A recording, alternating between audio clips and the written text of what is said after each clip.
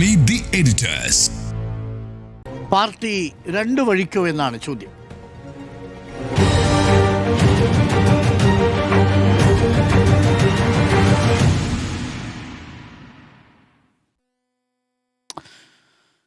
സുനിൽ, ഇപ്പോൾ തിരഞ്ഞെടുപ്പ് പരാജയത്തിന് ശേഷം CPM-ൽ വ്യത്യസ്തങ്ങളായിട്ടുള്ള ശബ്ദങ്ങൾ ഉയർന്നിട്ടുണ്ട്. താഴ്ന്ന ഘടകം മുതൽ പാർട്ടി നേതൃത്വത്തെ അടക്കം വിമർശിച്ച് പാർട്ടി ഫോറങ്ങളിൽ വിമർശനം ഉയർത്തിയിട്ടുണ്ട്. എന്നാൽ അപ്പോഴും മാധ്യമങ്ങളുടെ മുന്നിൽ വരുമ്പോൾ നേതാക്കൾ ഒറ്റക്കെട്ടാണ് എന്ന തോന്നൽ തന്നെയാണ് സമ്മാനിച്ചത്, അപൂർവം ചില സന്ദർഭങ്ങൾ ഒഴിച്ചു നിർത്തിയാൽ. എന്നാൽ ഇപ്പോൾ വിഴിഞ്ഞത്തെ ചൊല്ലി ഈ അഭിപ്രായ വ്യത്യാസം കൂടുതൽ പ്രകടമാകുന്നു എന്നതാണ്. EP Jayarajan, PK Shrimati, KK Shailaja, ഈ മൂന്ന് പേരുടെ പ്രതികരണങ്ങൾ ഒരു ഭാഗത്തും, KK രാഗേഷ്, MV ഗോവിന്ദൻ, പിണറായി വിജയൻ, ഈ മൂന്ന് പേർ മറുഭാഗത്തും നിൽക്കുന്നു. ചുരുക്കത്തിൽ പാർട്ടിയുടെ സംസ്ഥാന നേതൃത്വത്തിനെതിരെയും പിണറായി വിജയനെതിരെയും ഒരു ചേരി രൂപപ്പെടുന്നു എന്ന ഒരു ധാരണ രൂപപ്പെടുത്താൻ ഇവരുടെയൊക്കെ പ്രതികരണങ്ങൾ ഇടയാക്കിയിട്ടുണ്ടോ? പാർട്ടി രണ്ടു വഴിക്കാണോ? പാർട്ടി രണ്ട് വഴിക്കാണ് എന്ന് പറയാനാകില്ല എങ്കിലും പാർട്ടിയിൽ ശക്തമായ രണ്ട് അഭിപ്രായങ്ങൾ ഉരുത്തിരിഞ്ഞു വരുന്നുണ്ട് ചില വിഷയങ്ങളിലെങ്കിലും എന്ന കാര്യം നമുക്ക് പറയാം. ഈ മൂന്ന് നേതാക്കളും സാധാരണ നേതാക്കളല്ല, കേന്ദ്ര കമ്മിറ്റി അംഗങ്ങളാണ്. EP ജയരാജൻ സീനിയർ കേന്ദ്ര കമ്മിറ്റി അംഗമാണ്. PK ശ്രീമതി അതുപോലെ തന്നെയാണ്. KK ശൈലജ അതുപോലെ തന്നെയാണ്. കേന്ദ്ര കമ്മിറ്റിയുടെ നിർണായക യോഗം നാളെ ആരംഭിക്കാനിരിക്കെയാണ് ഈ മൂന്ന് നേതാക്കളും കേരളത്തിലിപ്പോൾ ഏറ്റവും സജീവമായി നിൽക്കുന്ന CPIM ഇടതുപക്ഷം ഏറ്റവും പ്രധാനപ്പെട്ട വിഷയമായി ഇവിടുത്തെ സർക്കാരിനെതിരെ ഉയർത്തുന്ന വിഷയത്തിൽ വ്യത്യസ്ത അഭിപ്രായം പറഞ്ഞിരിക്കുന്നത്. ഞാൻ നോക്കുകയായിരുന്നു CPM സംസ്ഥാന സെക്രട്ടറി MV ഗോവിന്ദൻ്റെ ദേശാഭിമാനിയിൽ വന്ന ലേഖനം. ആ എഡിറ്റ് പേജിൽ വന്നിട്ടുള്ള ലേഖനത്തിൽ വിഴിഞ്ഞം തുറമുഖവുമായി ബന്ധപ്പെട്ട് ഇപ്പോൾ നടന്നിട്ടുള്ള ഈ ഒരു കരാർ, അതായത് ഓഹരി വിറ്റ അദാനിയുടെ ഈ തീരുമാനം എന്ന് പറയുന്നത് വലിയ അഴിമതിയാണ്, അത് വലിയ ചട്ടലംഘനമാണ് എന്നൊക്കെ ചൂണ്ടിക്കാണിച്ച് CPM സംസ്ഥാന സെക്രട്ടറി MV ഗോവിന്ദൻ പാർട്ടി പത്രത്തിൽ ലേഖനം എഴുതുമ്പോഴാണ് അതേ പാർട്ടിയുടെ കേന്ദ്ര കമ്മിറ്റി അംഗങ്ങളായ സംസ്ഥാനത്തെ പ്രധാനപ്പെട്ട ദേശീയ തലത്തിലെ പ്രധാനപ്പെട്ട CPIM-ൻ്റെ നേതാക്കളായ EP ജയരാജനായാലും അതുപോലെ തന്നെ ശ്രീമതി ടീച്ചറായാലും KK ശൈലജയായാലും വിഴിഞ്ഞം തുറമുഖം അതുമായി ബന്ധപ്പെട്ട ഈ വിഷയങ്ങൾ വിവാദമാക്കേണ്ട കാര്യമില്ല എന്ന് പറയുന്നത് ഒന്ന്. രണ്ട്, വിഴിഞ്ഞം തുറമുഖത്തിൻ്റെ MD ആയിരുന്ന ദിവ്യ സയ്യരെ മാറ്റിയ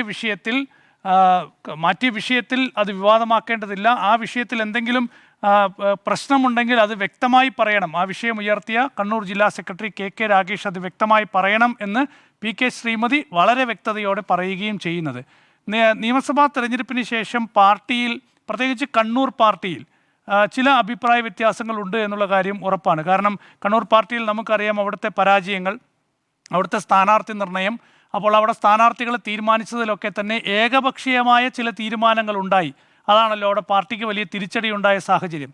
അപ്പോൾ അവിടെ തളിപ്പറമ്പിലെ സ്ഥാനാർത്ഥിയെ തീരുമാനിച്ചത്, PK ശ്യാമളയെ അവിടെ സ്ഥാനാർത്ഥിയാക്കിയത് അവിടെ വലിയ തിരിച്ചടി ഉണ്ടാക്കി. അതുകൊണ്ടാണ് വിമത സ്ഥാനാർത്ഥിയായി TK ഗോവിന്ദൻ അവിടെ വരുന്നത്, അവിടെ വിജയിക്കുന്നത്. പയ്യന്നൂരിൽ അതുപോലെ തന്നെ P കുഞ്ഞികൃഷ്ണൻ വിജയിക്കുന്ന സാഹചര്യം, അവിടെ പാർട്ടി ചില കടുംപിടുത്തമുണ്ടായി. G സുധാകരൻ്റെ കാര്യത്തിലടക്കം പാർട്ടി എടുത്തിട്ടുള്ള നിലപാടുകളിൽ വീഴ്ച പറ്റി. ഇത് പാർട്ടി കമ്മിറ്റികളിൽ വളരെ വിശദമായി ചർച്ച ചെയ്യപ്പെടുകയും പാർട്ടി നേതൃത്വത്തിനെതിരെ വലിയ വിമർശനം ഈ വിഷയത്തിൽ ഉയരുകയും ചെയ്തതാണ്. അതൊക്കെ തന്നെ CPIM വിലയിരുത്തി വരികയാണ്. ഇപ്പോൾ നാളെ ആരംഭിക്കാൻ പോകുന്ന കേന്ദ്ര കമ്മിറ്റി യോഗം പ്രധാനമായും രണ്ട് വിഷയങ്ങളാണ് പരിശോധിക്കുന്നത്. ഒന്ന്, എന്തൊക്കെയാണ് തെരഞ്ഞെടുപ്പ് അവലോകനവുമായി ബന്ധപ്പെട്ട് ഉയർന്നു വന്നിട്ടുള്ള ചർച്ചകൾ, ആ ചർച്ചകളിൽ ഉയർന്നു വന്നിട്ടുള്ള വിലയിരുത്തലുകൾ.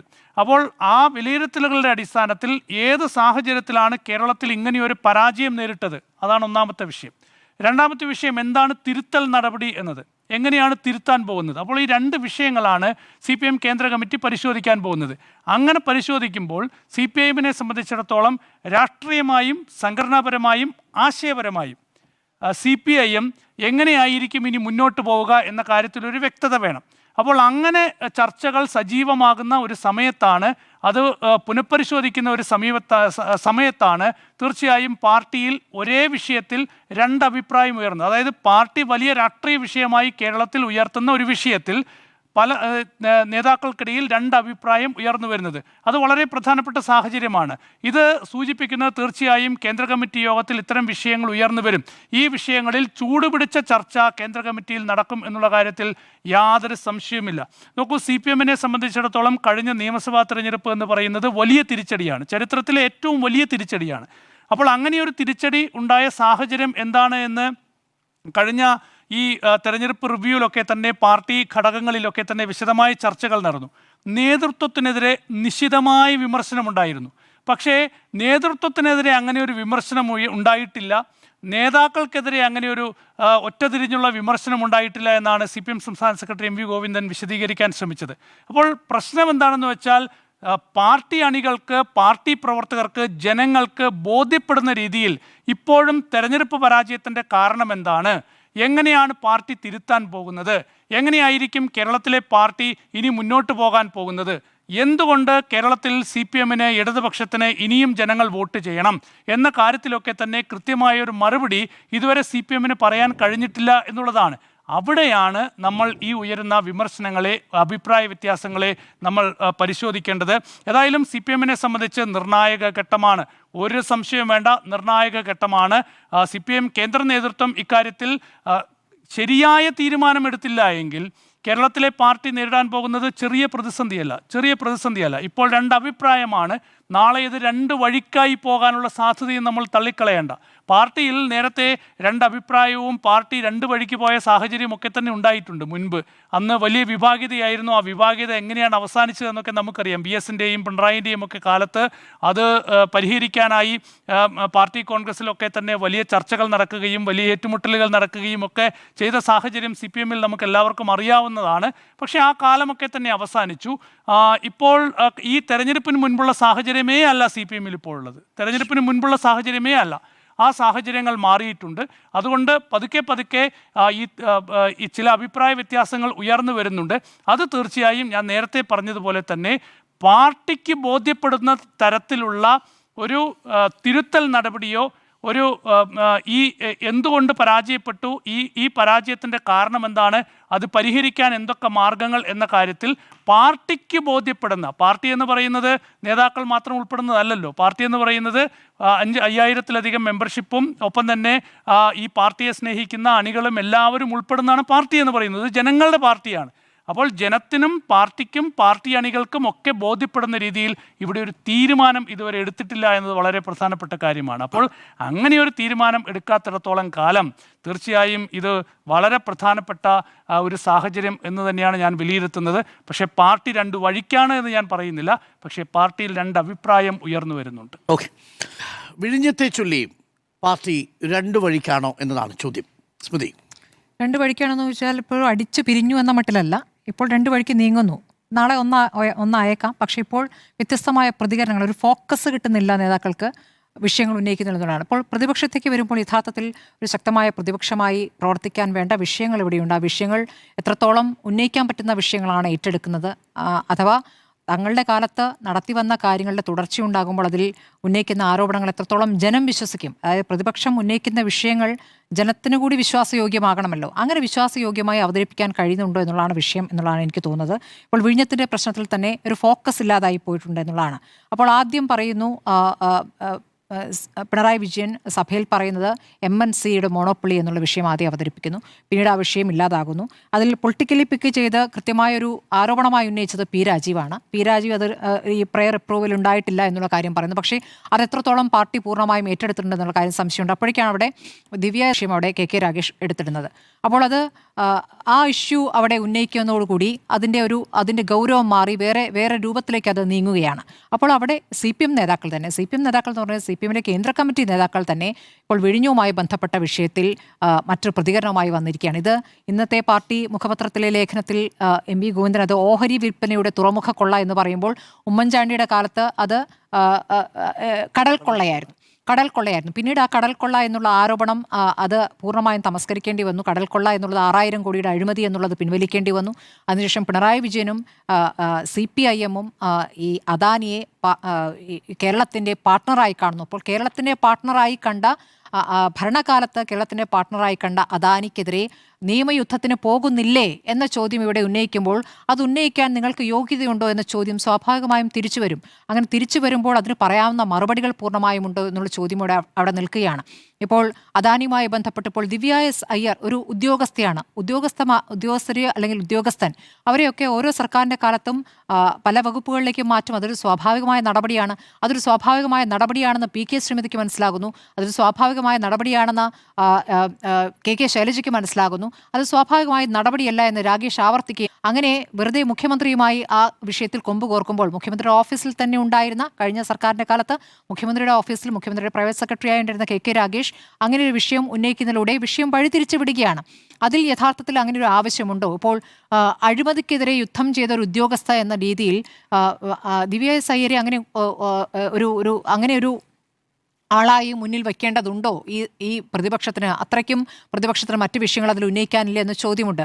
ഇപ്പോൾ ദിവ്യ എസ് അയ്യർ അദാനിക്കെതിരെ എടുത്ത നടപടികൾ, അദാനിക്ക് കൊടുത്ത പിഴകൾ എന്നൊക്കെ പറഞ്ഞിട്ടുള്ള വാർത്തകൾ വരികയാണ്. അപ്പോൾ കഴിഞ്ഞ സർക്കാരിൻ്റെ കാലത്ത് അതൊക്കെ ചെയ്തെങ്കിൽ അന്നെന്താണ് വാർത്തയാകുന്നത്? അന്ന് ആ പിഴ എന്താണ് അതേക്കുറിച്ച് പുറത്തു വരാതിരുന്നത്? ഇപ്പോൾ ഭരണം മാറിക്കഴിഞ്ഞപ്പോൾ ആ പിഴയെക്കുറിച്ചൊക്കെ വലിയ രൂപത്തിൽ അവതരിപ്പിക്കുന്ന കാര്യത്തിൽ അത് ചില സംശയങ്ങൾ ഉന്നയിക്കുന്നു. എന്തുകൊണ്ട് കെ രാഗേഷ് അങ്ങനെ ആരോപണങ്ങൾ ഉന്നയിക്കുന്നു?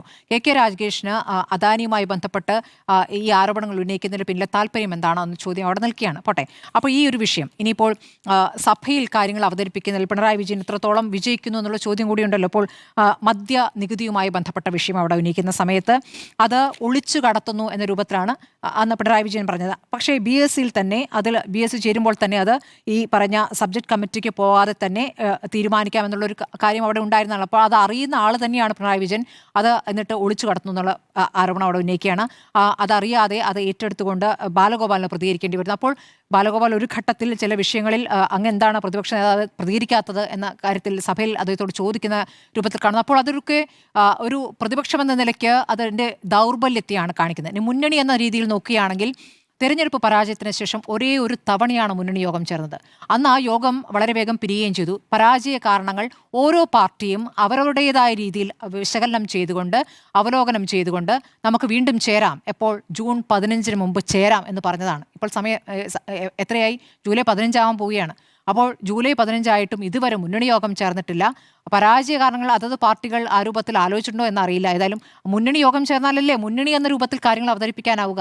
അതൊരു പ്രധാനപ്പെട്ട വിഷയമായി അവിടെ നിൽക്കുന്നു. ഇനി CPM ഉന്നയിക്കുന്ന വിഷയങ്ങളിൽ അതിലുള്ള എതിരഭിപ്രായം പരസ്യമായി CPI തന്നെ പല ഘട്ടങ്ങളിലും പ്രകടിപ്പിക്കുകയും ചെയ്യുകയാണ്. അപ്പോൾ മുന്നണി എന്ന രീതിയിൽ അവിടെ ഒരു ഐക്യമില്ല എന്നൊരു വിഷയം അവിടെ നിൽക്കുന്നു. അപ്പോൾ അതൊരവിടെ വിഷയമായി നിൽക്കുമ്പോൾ CPMനെ സംബന്ധിച്ച് നമുക്കറിയാവുന്ന പോലെ പരാജയം സംഭവിച്ച ശേഷം താഴെ തട്ട് വരെ അത് ചർച്ച ചെയ്തു. നിങ്ങൾക്ക് താഴെ തട്ടിലുള്ളവർക്ക് നേതാക്കളെ ഭയമേതുമില്ലാതെ വിമർശിക്കാമെന്നുള്ള പ്രയോഗം അവിടെ പാർട്ടി സെക്രട്ടറി നടത്തുകയും ചെയ്തു. ഭയമേതുമില്ലാതെ പ്രതികരിക്കാമെന്ന് പറയുമ്പോൾ അതുവരെ ഭയപ്പാടോടുകൂടി തന്നെ നിൽക്കേണ്ടിയിരുന്നു എന്നൊരു അർത്ഥം കൂടി അതിനുണ്ട്. അപ്പോൾ ഏതായാലും അങ്ങനെയുള്ള പ്രതികരണങ്ങൾ ഉണ്ടായിട്ടുണ്ട് എന്നുള്ളത് നമ്മുടെ മുന്നിൽ യാഥാർത്ഥ്യമാണ്. അതിൽ പ്രധാനമായും പിണറായി വിജയനെയും MV ഗോവിന്ദനെയുമാണ് അതിരൂക്ഷമായി തന്നെ പാർട്ടി സഖാക്കൾ വിമർശിച്ചിട്ടുള്ളത്.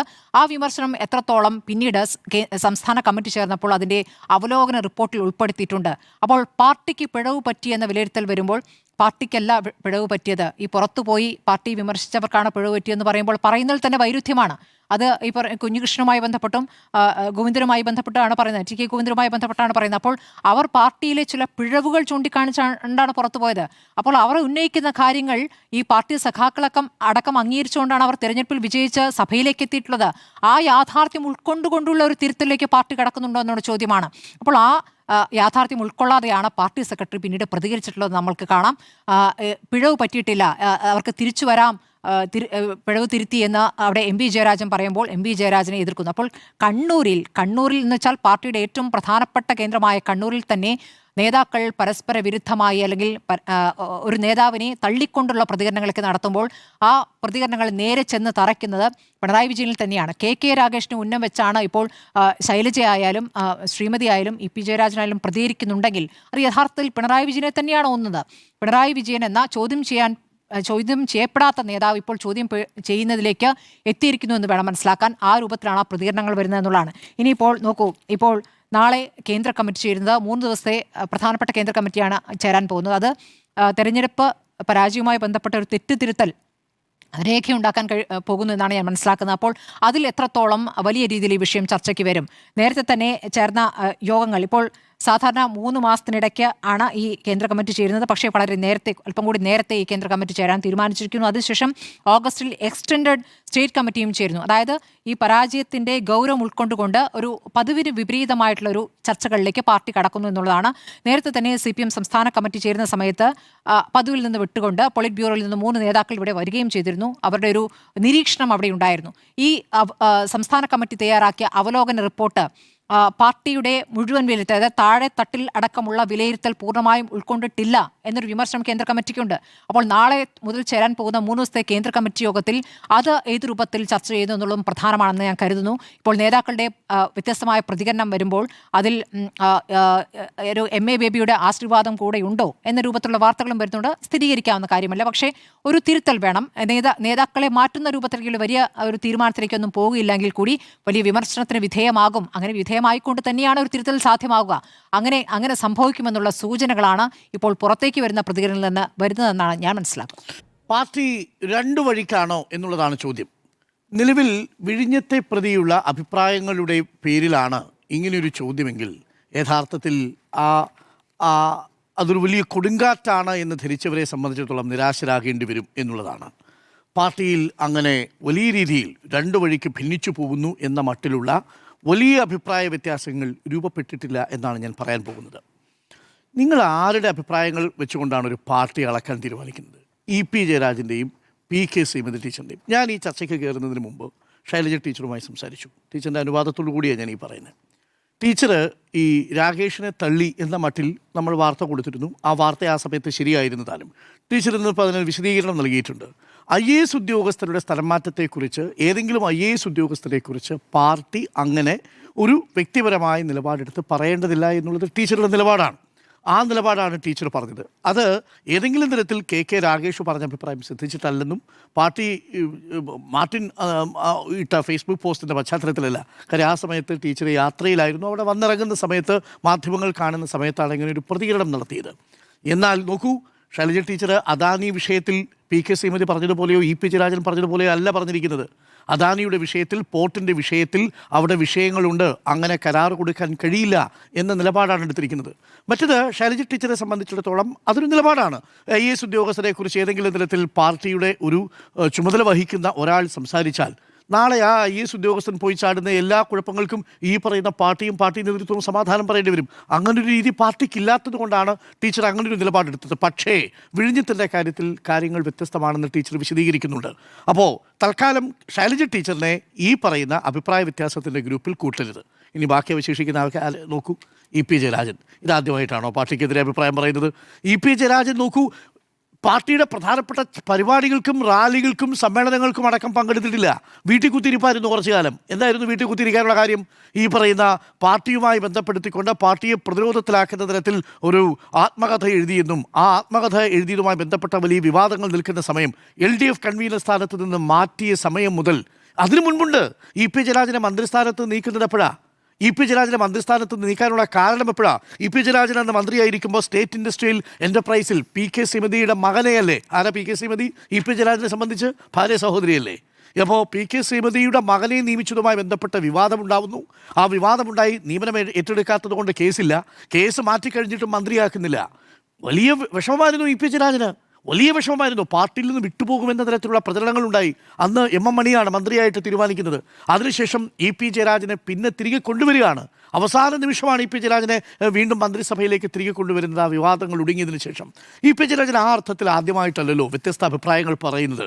അതിനെ ഏതെങ്കിലും തരത്തിൽ ഒരു പുതിയ സാഹചര്യത്തിൽ പാർട്ടിയിൽ അഭിപ്രായ വ്യത്യാസം കിട്ടിപ്പോയി ഒരു അവസരം എന്ന മട്ടിൽ ഒരു വലിയ കൊടുങ്കാറ്റായിട്ടാണ് അവതരിപ്പിക്കുന്നതെങ്കിൽ അത് കേവലം ചായക്കോപ്പയിലെ ചെറിയ ഒരു മന്ദമാരുതൽ മാത്രമാണ് എന്നുള്ളതാണ് എൻ്റെ അഭിപ്രായം. കാര്യം അവിടെ രണ്ടുപേരും ആ അഭിപ്രായം പറഞ്ഞിരിക്കുന്ന രണ്ടുപേരും, ഒന്ന് EP ജയരാജനും ഒന്ന് PK ശ്രീമതിയുമാണ്. PK ശ്രീമതി പറഞ്ഞതിനകത്ത് ഗൗരവമേറിയ ഒരു വിഷയമുണ്ട്. എനിക്കതാണ് ഇപ്പോഴും മനസ്സിലാകാതെ പോകുന്നത്. ഒന്നുകിൽ PK ശ്രീമതി ടീച്ചറിന് എന്താണ് ഈ വിഴിഞ്ഞത്ത് നടക്കുന്നത് എന്നതിനെക്കുറിച്ച് കാര്യമായി ധാരണയില്ല എന്നതാണ്. നോക്കൂ, മുഖ്യമന്ത്രി ചോദിക്കുന്ന അതേ ചോദ്യം തന്നെയാണ് ഒരർത്ഥത്തിൽ PK ശ്രീമതി ചോദിച്ചത്. എന്താ ചോദിച്ചത്? പറഞ്ഞ വാചകം ഇങ്ങനെയാണ്: KK രാഗേഷ് വ്യക്തമാക്കി കാര്യം പറയണം, എന്നാലും എല്ലാവർക്കും ബോധ്യപ്പെടൂ, ആവിലുമില്ല ദുനിയാവിലുമില്ല എന്ന മട്ടിൽ സംസാരിക്കരുത് എന്നുള്ളതാണ്. ഇന്നിപ്പോൾ നമ്മളടക്കം റിപ്പോർട്ട് ചെയ്ത വാർത്ത എന്താണ് KK രാഗേഷിന് ഈ അദാനി പോർട്ടിൻ്റെ MD സ്ഥാനത്ത് നിന്ന് ദിവ്യ സേരയെ മാറ്റിയതിലുള്ള വിഷമം? നോക്കൂ, ഇന്ന് റിപ്പോർട്ടർ TV സംപ്രേഷണം ചെയ്തിട്ടുണ്ട്. 15 കോടി രൂപയടക്കം പിഴയടക്കാൻ വേണ്ടി Adani port special economic zone എന്ന കമ്പനിക്ക് കൊടുത്തിരിക്കുകയാണ് MD. അത് പലതും പിഴ അടച്ചിട്ടില്ല, പകരം തിരിച്ചു മറുപടി നൽകിയിട്ടേ ഉള്ളൂ എന്നാണ് കമ്പനി നൽകുന്ന വിശദീകരണം. പക്ഷെ നോക്കൂ, അവിടെ നടക്കുന്ന എല്ലാ ചട്ടവിരുദ്ധമായ കാര്യങ്ങളും MD-യുടെ മൈക്രോസ്കോപ്പിക് ലെൻസിലൂടെ ദിവ്യ നോക്കിയിരുന്നു. അത് അദാനി ഗ്രൂപ്പിനെ അസ്വസ്ഥമാക്കിയിരുന്നു. അതുകൊണ്ടാണ് സർക്കാർ വരുന്ന സമയത്ത് അദാനി ഗ്രൂപ്പിൻ്റെ പോർട്ടിൻ്റെ വിഴിഞ്ഞം പോർട്ടിൻ്റെ ചുമതലയിൽ നിന്ന് MD ചുമതലയിൽ നിന്ന് ദിവ്യയെ മാറ്റുന്നത് എന്നൊരു സംശയം പാർട്ടി പ്രകടിപ്പിച്ചാൽ PK ശ്രീമതി ടീച്ചർ അടക്കമുള്ളവർ ഈ കാര്യങ്ങളൊക്കെ ഒന്ന് പഠിക്കണം എന്ന് മാത്രമേ എനിക്ക് പറയാനുള്ളൂ. കാരണം എന്തുകൊണ്ടാണത് മാറ്റിയത്? ഇനിയിപ്പോൾ നാളെ നമ്മൾ സംപ്രേഷണം ചെയ്യുമ്പോൾ മറ്റൊരു വാർത്തയുണ്ട്. അവിടെ എങ്ങനെയൊക്കെയാണ് ദിവ്യ ആ രീതിയിൽ ഒരു സൂപ്പർവിഷൻ നടത്തിയിരുന്നത്, അത് അദാനി ഗ്രൂപ്പിനെ സംബന്ധിച്ചിടത്തോളം എങ്ങനെയാണ് അസ്വസ്ഥതയുണ്ടാക്കിയത്? അവിടെ നടക്കുന്ന ചെറിയ ചട്ടലംഘനങ്ങൾ പോലും അദാനി ഗ്രൂപ്പിൻ്റെ ശ്രദ്ധയിലേക്ക് കൊണ്ടുവരികയാണ് അവിടുത്തെ MD. അതാണ് MD-യുടെ ഉത്തരവാദിത്വം. പൊതുജന താല്പര്യം സംരക്ഷിച്ചുകൊണ്ട് 6000 കോടി നിക്ഷേപിച്ച സംസ്ഥാനത്തിൻ്റെ താല്പര്യം സംരക്ഷിച്ചുകൊണ്ട് MD പ്രവർത്തിക്കുമ്പോൾ അദാനി ഗ്രൂപ്പിന് നോവുന്നുണ്ടെങ്കിൽ, അദാനിയെ സംബന്ധിച്ചിടത്തോളം അവിടുത്തെ സിഇഒയ്ക്ക് അസ്വസ്ഥനാവുന്നുണ്ടെങ്കിൽ അത് സംസ്ഥാന താല്പര്യം സംരക്ഷിക്കാൻ വേണ്ടിയുള്ള ഇടപെടലാണ്. അതിൽ അദാനി ഗ്രൂപ്പ് ഒരു സർക്കാരിൻ്റെ ഭരണം മാറുന്ന സമയത്ത് വളരെ പെട്ടെന്ന് അതിലിടപെട്ടുകൊണ്ട് MD-യെ മാറ്റാനൊരു നീക്കം നടത്തുന്നു എന്നതാണ് രാകേഷിൻ്റെ ഭാഷ്യം. അത് PK ശ്രീമതിക്ക് മനസ്സിലാവുന്നില്ലെങ്കിൽ എന്ത് പറയാനാണ്? എനിക്ക് മനസ്സിലാവുന്നില്ല. അപ്പോൾ ശ്രീമതി ടീച്ചർ ആ കാര്യത്തിൽ കൂടുതൽ പഠിക്കാതെ അഭിപ്രായം പറഞ്ഞു എന്നതാണ് മനസ്സിലാക്കുന്നത്. ബാക്കി ആരാ അഭിപ്രായ വ്യത്യാസം പറഞ്ഞത്? ബാക്കി ആരാ നമ്മുടെ മുന്നിൽ? P രാജീവ് എതിരാണോ പറഞ്ഞത്? ബാലഗോപാൽ എതിരായിട്ടാണോ പറഞ്ഞത്? ഈ പാർട്ടിയിൽ മറ്റേത് നേതാവാണ് ആ അർത്ഥത്തിൽ വിഴിഞ്ഞം പദ്ധതിയിൽ അദാനിയുമായി ബന്ധപ്പെട്ട് ഡീലുമായി ബന്ധപ്പെട്ട്? തോമസ് ഐസക്കിനെ കുറിച്ച് ഇങ്ങനെ അല്ലല്ലോ നേരത്തെ പറഞ്ഞിരുന്നത്. തോമസ് ഐസക്ക് മറുപക്ഷമാണെന്നാണല്ലോ പറഞ്ഞിരുന്നത്. തോമസ് ഐസക്ക് ഉന്നയിച്ച അതേ വിഷയമാണ് ഇന്ന് MV ഗോവിന്ദ മാഷ് ഉന്നയിച്ചിരിക്കുന്നത്. എന്താ തോമസ് ഐസക്ക് പറഞ്ഞത്? ഈ അദാനി പോർട്ട് ഡീലുമായി ബന്ധപ്പെട്ട കൺസെഷൻ എഗ്രിമെന്റിലെ 5.9 പ്രകാരം ദൂരപരിധി ബാധകമാണ്. 250 കിലോമീറ്റർ അപ്പുറത്തുള്ള ഒരു പോർട്ടിൽ, ഒരു ടെർമിനലിൽ അവകാശമുള്ള MSC കമ്പനിക്ക് ആ 170 കിലോമീറ്റർ അകലെ കിടക്കുന്ന മറ്റൊരു പോർട്ടിൽ നിക്ഷേപം നടത്താൻ പറ്റൂല. ഈ സാങ്കേതിക കാര്യം പറയുന്നത് ആരാണ്? തോമസ് ഐസക്കാണ്. അതിന്ന് ദേശാഭിമാനിയിൽ എഴുതുന്നത് ആരാ? MV ഗോവിന്ദ മാഷാണ്. എവിടെ വ്യത്യാസം? എവിടെ രണ്ടു വഴിക്ക് പോയി എന്നൊരു അഭിപ്രായ വ്യത്യാസം ഉണ്ടാവുക? അപ്പോൾ പാർട്ടിയിൽ എല്ലാ കാലത്തും അഭിപ്രായ വ്യത്യാസമുണ്ട് എന്ന മട്ടിലുള്ള വലിയ പ്രചരണം അഴിച്ചുവിടുക എന്നുള്ളത് ഒരു വലതുപക്ഷ രാഷ്ട്രീയ രീതിയാണ്. ഇതാണ് യഥാർത്ഥത്തിൽ ഈ വിഷയത്തിൽ ഇവിടെ കണ്ടത്. അതല്ലാതെ ഇ പി ജയരാജൻ എന്താ പറഞ്ഞത്? ഇപ്പം ചില പറഞ്ഞത് സൂക്ഷ്മമായിട്ട് വായിച്ചു നോക്കിയാൽ അത് അത്ര അപകടകരമാണെന്ന് എനിക്ക് സംശയമുണ്ട്. പറഞ്ഞത് എന്താ? സംസ്ഥാന സർക്കാർ പൊതുജന താല്പര്യം ലംഘിക്കാത്ത തലത്തിൽ മുന്നോട്ട് പോകണം, കരാറുമായി കോൺട്രാക്ട് കാര്യത്തിൽ അഴിമതി ആരോപണം ഞാൻ ഉന്നയിച്ചിട്ടില്ല എന്ന കാര്യമാണ് അദ്ദേഹം പറഞ്ഞത്. ഈ സംശയിക്കുകയാണ് പ്രതിപക്ഷം. അപ്പോൾ പാർട്ടിയുടെ ഒപ്പം നിന്നുകൊണ്ട് സംസാരിക്കേണ്ട ഇ പി ജയരാജനും PK ശ്രീമതിയും വ്യത്യസ്തമായ അഭിപ്രായങ്ങൾ പറയുന്നു. അത് PK ശ്രീമതിയുടെ കാര്യത്തിൽ അത് കാര്യങ്ങൾ പഠിക്കാതെ പറഞ്ഞതാണ്. ഇ പി ജയരാജൻ്റെ കാര്യത്തിൽ ഇത് കാര്യം എന്താണെന്ന് മനസ്സിലാവാതെ പറഞ്ഞതാണ്. ഇതാണ് എനിക്ക് ഇവർ രണ്ടുപേരുടെയും അഭിപ്രായത്തെക്കുറിച്ച് പറയാനുള്ളത്. ഇവരുടെ അഭിപ്രായങ്ങൾ ബാക്കി ആരും പിൻപറ്റിയിട്ടില്ല. പാർട്ടിയുടെ നിലപാട് അത് തന്നെയാണ്. അതുകൊണ്ടാണ് പാർട്ടി സെക്രട്ടറി ഇന്ന് ആ വിഷയം ഒരിക്കൽ കൂടി ഉന്നയിച്ചിരിക്കുന്നത്. ദിവ്യയുടെ വിഷയമാണെങ്കിലും ശരി, അവിടെയാണ് മുഖ്യമന്ത്രി ചോദിച്ച ചോദ്യം, എന്താണ് പാർട്ടി സെക്രട്ടറിക്ക് കാര്യം എന്നാണ് ചോദിക്കുന്നത്. അത് തന്നെയാണ് ഈ പറയുന്ന ശ്രീമതി ടീച്ചറിൻ്റെ ഭാഷ്യമായിട്ട് വരുന്നത്. അതുണ്ടാവാൻ പാടില്ലാത്തതാണ് എന്നുള്ളതാണ് എൻ്റെ അഭിപ്രായം. അതുകൊണ്ട് ഈ പാർട്ടിയുടെ ചരിത്രത്തിൽ അന്നോളം ഇന്നോളം എല്ലാ തവണയും ശ്രമിച്ചത് എന്താണെന്നറിയുമോ? പാർട്ടിക്കുള്ളിലുള്ള അനൈക്യത്തെ മുതലെടുക്കാൻ വേണ്ടിയാണ്. അത് ഏറ്റവും ഒടുവിൽ നമ്മൾ കണ്ടത് പിണറായി VS-ൻ്റെ രൂപത്തിലാണെങ്കിൽ, അതിനു മുമ്പ് നയനാരിൻ്റെ കാലഘട്ടത്തിൽ, സുശീല ഗോപാലൻ VS-ൻ്റെ കാലഘട്ടത്തിൽ ഒക്കെ നമ്മൾ ഈ അഭിപ്രായ വ്യത്യാസത്തിൻ്റെ രൂപത്തിൽ പാർട്ടിയിൽ വലിയ രീതിയിലുള്ള ഒരു നേതൃത്വ പ്രതിസന്ധിയുണ്ട് എന്ന മട്ടിലുള്ള പ്രചരണം ഉണ്ടാവുന്നു എന്നുള്ളതാണ്. ഇനി രണ്ടാമത്തെ ഒരു കാര്യം വരാം.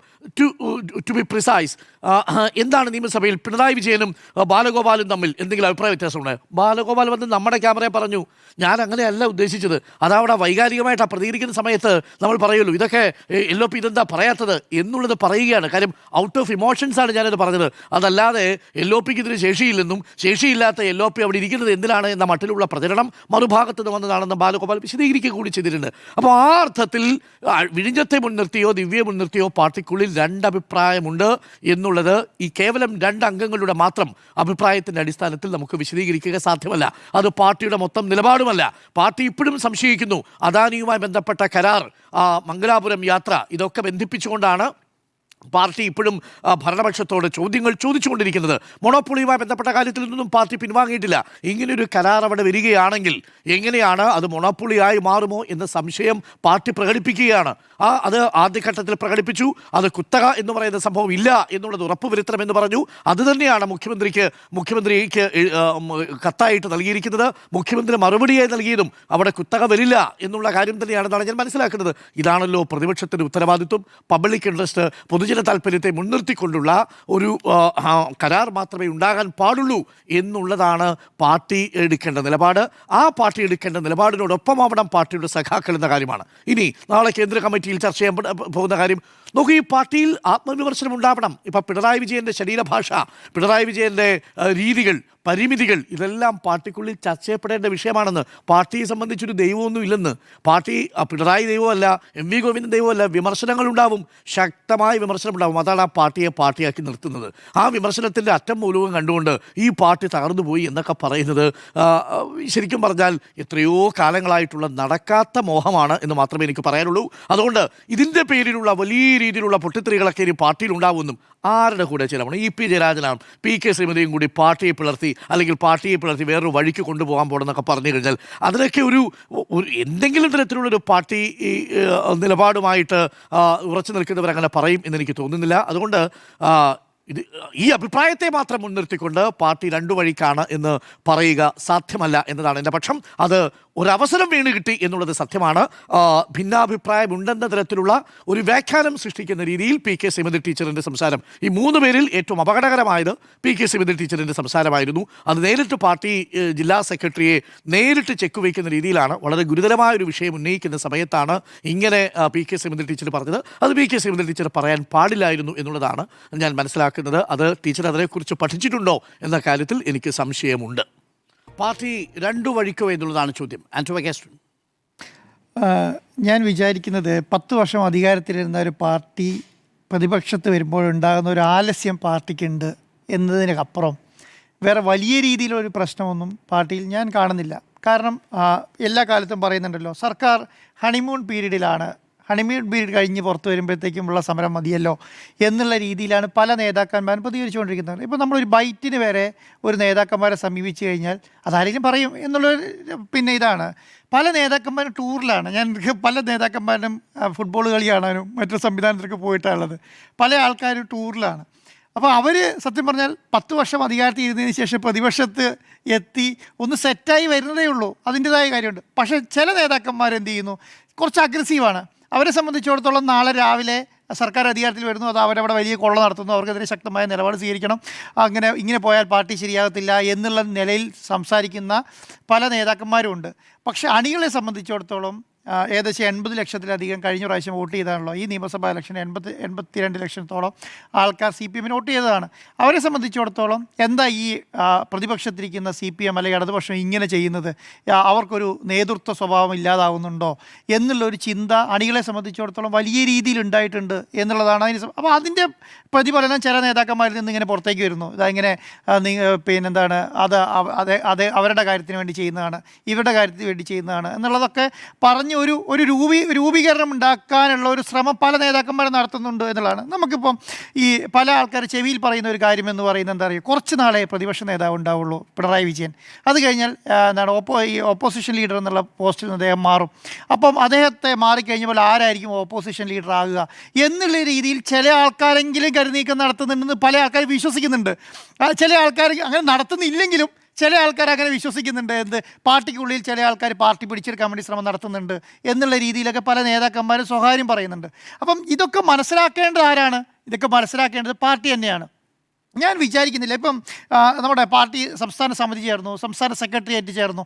ഈ സംസ്ഥാന സമിതി ചേർന്നിട്ടും സംസ്ഥാന സെക്രട്ടേറിയറ്റ് ചേർന്നിട്ടും കഴിഞ്ഞ പ്രാവശ്യം കേന്ദ്ര കമ്മിറ്റി ചേർന്നിട്ടും ഒന്നും ഒരു ഏകീകരണം ഉണ്ടായതായി നമുക്ക് ഫീൽ ചെയ്യപ്പെടുന്നില്ലല്ലോ. ഒരു ഏകീകരണം ഉണ്ടായി, ആ ഒരു ഏകീകരണമായ രൂപം വന്ന് നമ്മുടെ മുന്നിൽ നിന്ന് വർത്തമാനം പറയുന്നത് പോലെ ജനങ്ങളോട് സംസാരിക്കുന്നത് തോന്നിയിട്ടില്ല. നമ്മൾക്കും തോന്നിയിട്ടില്ല, കേരളത്തിലെ ഇടതുപക്ഷത്തിനും ജനങ്ങൾക്കും തോന്നിയിട്ടില്ല ഒരു ഏകീകരണത്തോട് കൂടിയ സമയത്ത്. ആരാണ് ഇനി പല സ്ഥലങ്ങളിൽ നിന്ന് ഇപ്പം ഒരു ഇഷ്യൂ ഉണ്ടായാൽ പല സ്ഥലങ്ങളിൽ നിന്നും പല പ്രതികരണം വരും എന്നുള്ളൊരു സംവിധാനം ഉണ്ടല്ലോ. ഇപ്പോൾ പല സ്ഥലങ്ങളിൽ നിന്ന് പല പ്രതികരണം വരുന്നില്ല എന്നുള്ളൊരു അഭിപ്രായമുണ്ട്. ഇപ്പം എന്താണ് നിയമസഭാ സമ്മേളനം നടക്കുന്ന സമയത്ത് നിയമസഭ കഴിഞ്ഞ് പുറത്തേക്ക് ഇറങ്ങുന്ന സമയത്ത്, സമരം കഴിഞ്ഞ് പുറത്തേക്ക് ഇറങ്ങുന്ന സമയത്ത് ഓപ്പോസിഷൻ ലീഡർ പത്രക്കാരെ കണ്ട് ശീലിച്ച ആൾക്കാരാണ്. കഴിഞ്ഞ 10 വർഷമായിട്ട് വി ഡി സതീശൻ, മുമ്പ് രമേശ് ചെന്നിത്തലയായിരുന്നു, അതിനുശേഷം വി ഡി സതീശനാണ് സമയത്താണെങ്കിലും നേരിട്ട് അപ്പം തന്നെ റിയാക്ഷനാണ്.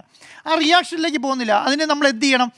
അത് സംവിധാനം നമ്മൾ മീഡിയ റൂമിൽ പോയി കാത്തിരുന്ന് 5 മിനിറ്റ് കഴിഞ്ഞ് പത്രസമ്മേളനത്തിന് വേണ്ടി വന്ന് പത്രസമ്മേളനം തുടങ്ങി അത് പിന്നെ ടെലികാസ്റ്റ് ചെയ്ത് അതിൻ്റെ ഒരു പ്രൗഢിയൊക്കെ. അപ്പോൾ അത് കിട്ടാത്തൊരു പ്രശ്നം സത്യം പറഞ്ഞാൽ എന്തുണ്ട് CPM സംബന്ധിച്ചതുകൊണ്ട് അങ്ങനെ വലിയ രീതിയിൽ ജനങ്ങളെ സംബന്ധിച്ചിടത്തോളം അങ്ങനെ പ്രതീക്ഷിക്കുന്നു, ജനങ്ങളിൽ നിന്ന് CPM പ്രതീക്ഷിക്കുന്നുണ്ട്. അപ്പോൾ CPM-നെ സംബന്ധിച്ചിടത്തോളം എന്താണ്, CPM-നെ സംബന്ധിച്ചിടത്തോളം അങ്ങനെ പെട്ടെന്ന് മാറാനുള്ള ഒരു ശേഷിയില്ലാത്ത പാർട്ടി അല്ലല്ലോ. നമ്മളിപ്പോൾ രാജീവിനെ പോലെ, രാജേഷിനെ പോലെ, പിന്നെ എന്താണ്, പിന്നെ സ്വരാജിനെ പോലെ, ബിട്ടാസിനെ പോലെ ഒരു വലിയ നേതൃനിരയുണ്ട്, റഹീമിനെ പോലെ വലിയ നേതൃനിരയുണ്ട്. അവരെ എന്തുകൊണ്ട് നമ്മൾ പുറത്ത് കാണുന്നില്ല? ഈ പുറത്ത് കാണുന്നത് അവർ പെട്ടെന്ന് വന്ന് ബാലഗോപാലിനെ പോലെയുള്ള ആൾക്കാർക്ക് പെട്ടെന്ന് വന്ന് പുറത്തുനിന്നൊരു ബൈറ്റ് കൊടുക്കുന്നില്ല, പുറത്തുനിന്ന് ആൾക്കൂട്ടങ്ങൾ കാണുന്നില്ല എന്നുള്ളതാണ്. അപ്പോൾ ഇതൊക്കെ നമ്മൾ പ്രതീക്ഷിക്കുന്നത്, CPM-ൽ നിന്ന് പ്രതീക്ഷിക്കുന്നത്. ഇപ്പോൾ സത്യം പറഞ്ഞാൽ വയനാട്ടിൽ ദുരന്തം ഉണ്ടായി. നമ്മൾ വയനാട്ടിൽ ദുരന്തം ഉണ്ടാകുമ്പോൾ കേരളത്തിലെ CPM-ന്റെ നേതാക്കന്മാരെല്ലാം പെട്ടെന്ന് അവിടെ എത്തി ഒരു വലിയ രീതിയിലുള്ളൊരു സംവിധാനം അവിടെ കാണേണ്ടതായിരുന്നു. നമ്മൾ കണ്ടില്ല. നമ്മൾ എവിടെ വരെ വെയിറ്റ് ചെയ്തു? നമ്മൾ 2 ദിവസം കഴിഞ്ഞിട്ട് പിണറായി വിജയനും എം ഗോവിന്ദനും മാഷും കൂടെ അവിടെ എത്തുന്നത് വരെ നമ്മൾ വെയിറ്റ് ചെയ്തു എന്നുള്ളതാണ്. CPM അങ്ങനെയല്ലല്ലോ സത്യം പറഞ്ഞാൽ ഉണ്ടാവുക. സത്യം പറഞ്ഞാൽ അവിടെ വന്ന് അവിടുത്തെ കാര്യങ്ങൾ സ്പോട്ടിൽ നിന്ന് പറയും, അങ്ങനെയല്ലേ? സ്പോട്ടിൽ നിന്ന് പെട്ടെന്ന് റിയാക്ട് ചെയ്യുമ്പോൾ എന്താണ് ആ റിയാക്ഷൻ ജനങ്ങൾക്ക് ഇതൊരു പ്രതിപക്ഷം അങ്ങനെ നിന്ന് പ്രവർത്തിക്കുന്നു എന്നുള്ളൊരു ഫീൽ വരുത്തും. ആ ഫീലിൻ്റെ സ്പീഡ് കുറവുണ്ടല്ലോ. ആ 2 ദിവസം എടുത്ത ഗ്യാപ്പ്, ആ 2 ദിവസം എടുക്കുന്ന ഗ്യാപ്പ് വലിയ പ്രശ്നമാണ്. അപ്പോൾ ഇപ്പം നമ്മളെ സംബന്ധിച്ചിടത്തോളം വിഴിഞ്ഞം തുറമുഖത്തിൽ വലിയ രീതിയിൽ ആരോപണം ഉന്നയിച്ചിട്ട് മുഖ്യമന്ത്രിയുടെ പത്രസമ്മേളനത്തിന് ശേഷം മുഖ്യമന്ത്രി എനിക്ക് നടന്ന കാര്യങ്ങൾക്ക് മുഴുവൻ മറുപടി പറഞ്ഞ് അദ്ദേഹം പോയി. അതിനുശേഷം CPM-ൽ എന്ത് റിയാക്ഷനാണ് കാര്യമായിട്ട് പുറത്തു വന്നേ? ഒരു റിയാക്ഷൻ അതിന് മറുപടി പറഞ്ഞില്ല. നമ്മുടെ ടാക്സ് വർദ്ധിപ്പിച്ചതുമായി ബന്ധപ്പെട്ട കാര്യത്തിൻ്റെ അകത്ത് വലിയ അഴിമതി ആരോപണം ഉന്നയിച്ചു CPM, ഇടതുപക്ഷം ഉന്നയിച്ചു. അതിനുശേഷം അതിനും മുഖ്യമന്ത്രി വന്ന് മറുപടി പറഞ്ഞു. അതിനുശേഷം എന്ത് മറുപടിയാണ് CPM-ൻ്റെ? ഇതിങ്ങനെയാണ് ചെയ്യുന്നത്, ഞങ്ങൾ സമരത്തിലേക്ക് കിടക്കും, ഇതിങ്ങനെയല്ല, കേരളത്തിൽ അങ്ങനെ മദ്യം ഒഴുക്കാൻ സമ്മതിക്കത്തില്ല, ഇതൊക്കെ പറയുമായിരുന്നല്ലോ. അവരുടെ കോൺഗ്രസിൽ നിന്ന് VM സുധീരൻ പറഞ്ഞത്രയും പോലും കോൺഗ്രസ് അത് നമ്മുടെ എം പി രാജേഷ് പറഞ്ഞതിന് ശേഷം പറയാൻ കഴിഞ്ഞിട്ടില്ല എന്നുള്ളതാണ്. അപ്പോൾ MP രാജേഷ് മാത്രമാണ് സത്യം പറഞ്ഞാൽ കാര്യങ്ങൾ മനസ്സിലാകുന്ന രീതിയിൽ 2-3 പത്രസമ്മേളനം നടത്തി അതിന് മറുപടി പറയും. പിന്നെ കുറച്ച് ഭാഗത്ത് ബാലഗോപാലൻ പറഞ്ഞതിനൊക്കെ അപ്പുറം കാര്യമായി മുന്നോട്ട് പോകാൻ കഴിഞ്ഞിട്ടില്ല എന്നുള്ളതാണ്. അപ്പോൾ ഇങ്ങനെയുള്ള കാര്യങ്ങളിൽ ജനങ്ങൾ കുറച്ചും കൂടെ CPM-ൽ നിന്ന് പ്രതീക്ഷിക്കുന്നുണ്ട്. അതിനുയർത്ത് വളരാൻ ആ സ്പീഡ് CPM-ന് നഷ്ടപ്പെട്ടിട്ടുണ്ടോ എന്നുള്ളൊരു വലിയ ആശങ്ക കേരളത്തെ സംബന്ധിച്ച് ജനങ്ങളെ സംബന്ധിച്ചുകൊണ്ട് CPM-നെ സംബന്ധിച്ചിടത്തോളം ഉണ്ട്.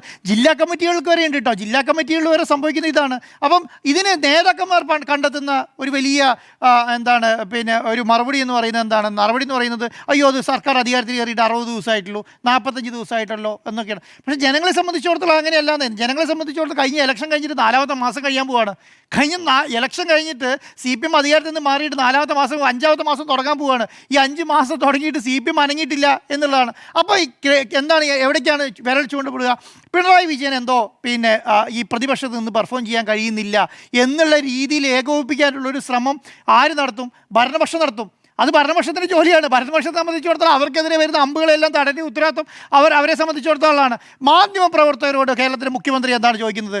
നിങ്ങൾക്ക് ചോദ്യമില്ലേ എന്ന് ചോദിച്ചാൽ കേരളത്തിലെ മാധ്യമപ്രവർത്തകർക്ക് ചോദ്യം ഇല്ലാത്തതുകൊണ്ടാണോ ചോദിക്കാതിരിക്കുന്നത്? കാരണം മാധ്യമപ്രവർത്തകർക്ക് ചോദിക്കുന്നതിന് പരിധിയുണ്ട്, ഇല്ലേ? ചോദിക്കുന്നൊരു പരിധിയുണ്ട്.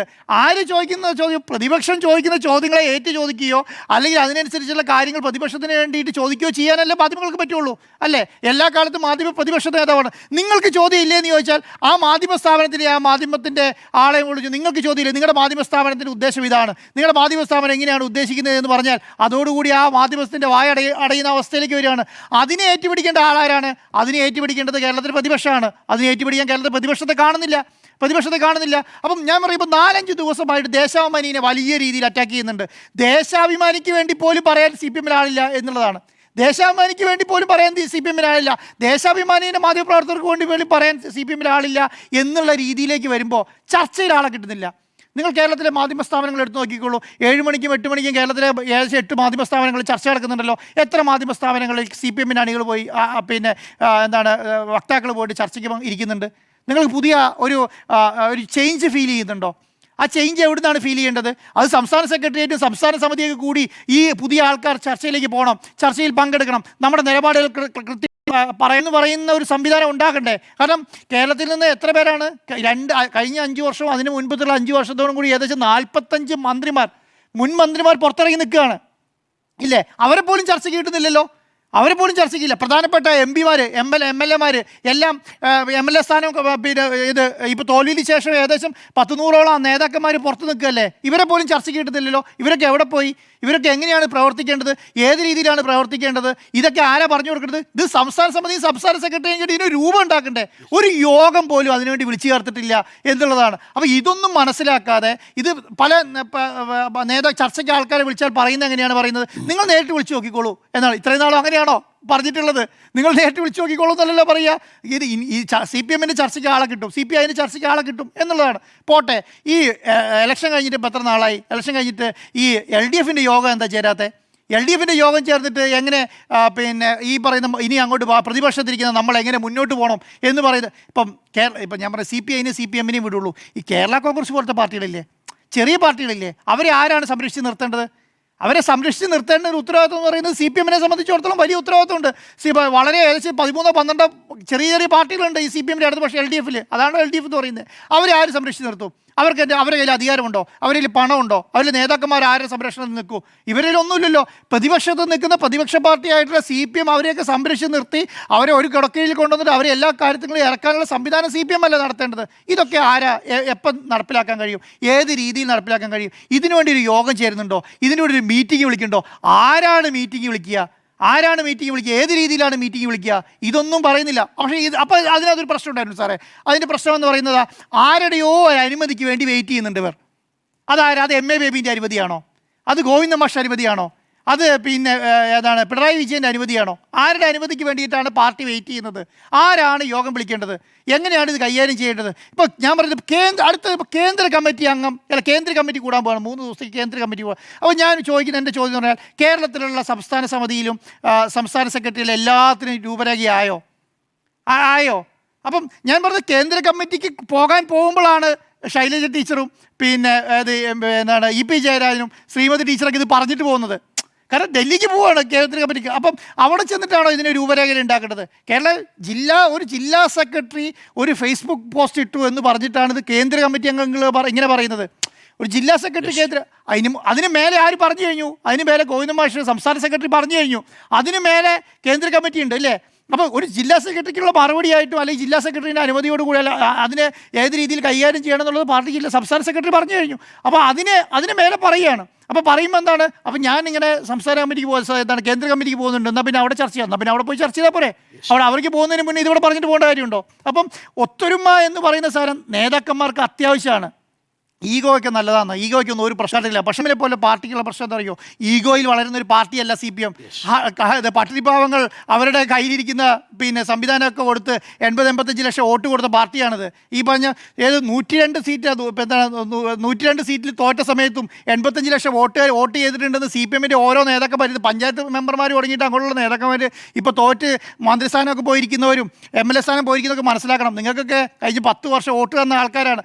അവരെ പുച്ഛിക്കുന്ന രീതിയിൽ ഈ സംവിധാനമായിട്ട് പോകരുത് എന്നുള്ളതാണ്. ഒറ്റ കാര്യം പറഞ്ഞ് അവസാനിപ്പിക്കാൻ സാറേ, ഈ 75 വയസ്സിൻ്റെ തീരുമാനം ഇനിയെങ്കിലും നാളെ കേന്ദ്ര കമ്മിറ്റി ചേരുന്നുണ്ടല്ലോ. 75 വയസ്സായ ആൾക്കാരുടെയൊക്കെ ജീവിതം അവസാനിച്ചു എന്ന് ഉള്ള അവസ്ഥയിലാണ് CPM ഇപ്പോൾ വിചാരിച്ചിരിക്കുന്നത്. അത് 75 കഴിഞ്ഞ് 80 കഴിഞ്ഞ G. സുധാകരൻ MLA ആയിട്ട് അവിടെ ഇരിക്കുന്നുണ്ട്. അതാ പിന്നെ കണ്ണൂരിൽ പിന്നെ TK ഗോവിന്ദനും കുഞ്ഞികൃഷ്ണനൊക്കെ MLA-മാരായിരിക്കുന്നുണ്ട്. ഈ 80-75 വയസ്സുകാരുടെ കഴിഞ്ഞവരുടെയൊക്കെ ജീവിതം അവസാനിച്ചു എന്നുള്ള ബോധത്തിൽ നിന്ന് CPM ഇനിയെങ്കിലും ഈ കേന്ദ്ര കമ്മിറ്റി ഒരു തീരുമാനം ഉണ്ടാക്കിയാൽ ബാക്കി അത് 4 പേര് പറഞ്ഞാൽ ഒരു ബൈക്ക് കൊണ്ട് ഒരു നേതാവിൻ്റെ അടുത്ത് ചെല്ലുന്ന സമയത്ത് അദ്ദേഹം പറഞ്ഞ ഒരു വാല്യൂ ഉണ്ട് എന്ന് വിചാരിക്കുന്ന ആൾക്കാർക്കൊക്കെ 75-80 ആയി അല്ലേ? അവരെയൊക്കെ ഒരു വാല്യൂ കൊടുത്ത് അവർക്ക്, കാരണം 75 വർഷം പാർട്ടിക്ക് വേണ്ടി ജീവിച്ചല്ലോ, ഇനി ഒരു 10 വർഷം 15 വർഷം പാർട്ടിക്ക് വേണ്ടി ജീവിച്ചാൽ അത് വലിയ അപരാധമായി മാറും എന്നുള്ള ചിന്തയിൽ നിന്നെങ്കിലും CPM ഈ കേന്ദ്ര കമ്മിറ്റി അറിയുമ്പോൾ തീരുമാനം എടുക്കുന്നതാണ് ഞാൻ വിചാരിക്കുന്നത്. പാർട്ടി 2 വഴിക്കാണോ എന്നുള്ളതായിരുന്നു ചോദ്യം. യെസ് എന്ന് 1, നോ എന്ന് 3.